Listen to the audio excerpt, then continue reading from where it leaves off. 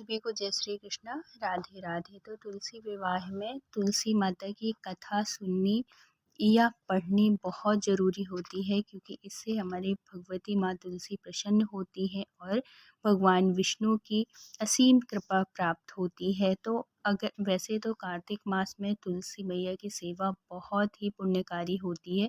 हमें हर इच्छा की पूर्ति होती है, हमारी मनोवांछित फल की प्राप्ति होती है। लेकिन अगर आप कार्तिक मास में नहीं कर पाए सेवा, तो ये तुलसी विवाह के दिन, एकादशी के दिन भी अगर आप मैया की सेवा कर लेते हैं, पूजा पाठ कर लेते हैं, तो उससे भी बहुत पुण्य की प्राप्ति होती है। और ये कथा सुनना बहुत ही आवश्यक होता है, बहुत ही ज़रूरी होता है। तो कथा श्रवण करिए, और अगर वीडियो अच्छा लगे तो please like share and subscribe करिएगा, क्योंकि आपके सपोर्ट की बहुत ज़रूरत है।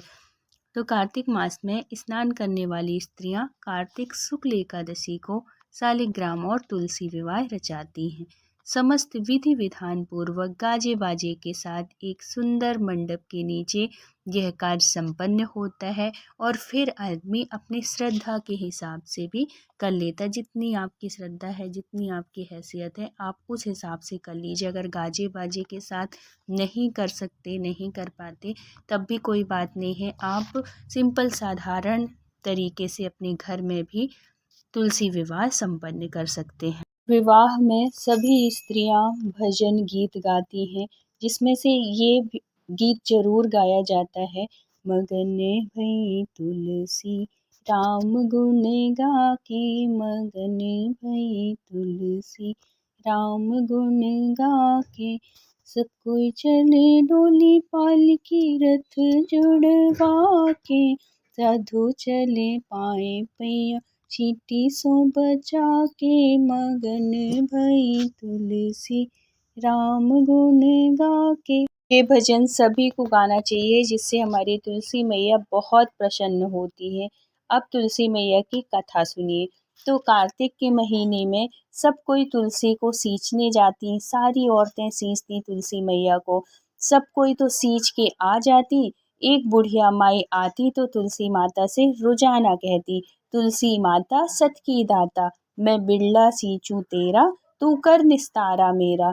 तुलसा माता अड़ुआ दे लड़ुआ दे, पीताम्बर की धोती दे, मीठा मीठा ग्रास दे, बैकुंठ का वास दे, चटके की चाल दे, पटके की मौत दे, चंदन का काट दे, सूखने झालर की झनकार जाते हैं और भक्ति का राज दे, दाल भात का जीवन दे, 11 का दिन दे, कृष्ण का कांधा दे। इतनी बात भी तुम कैसे सूखने लगी। तुलसा मैया ने कहा कि एक बुढ़िया माई आती है जो रोजाना मुझसे बहुत सारी चीजें मांगती है, लेकिन मैं उसमें से सब कुछ तो दे सकती हूँ। तो भगवान पूछते हैं कि तुमसे क्या मांगती है। तब वो बताती हैं कि एक बुढ़िया माई आती है जो मेरे से रोज कहती है कि तुलसी माता सत की दाता, मैं बिरला सींचूं तेरा, तू कर निस्तारा मेरा।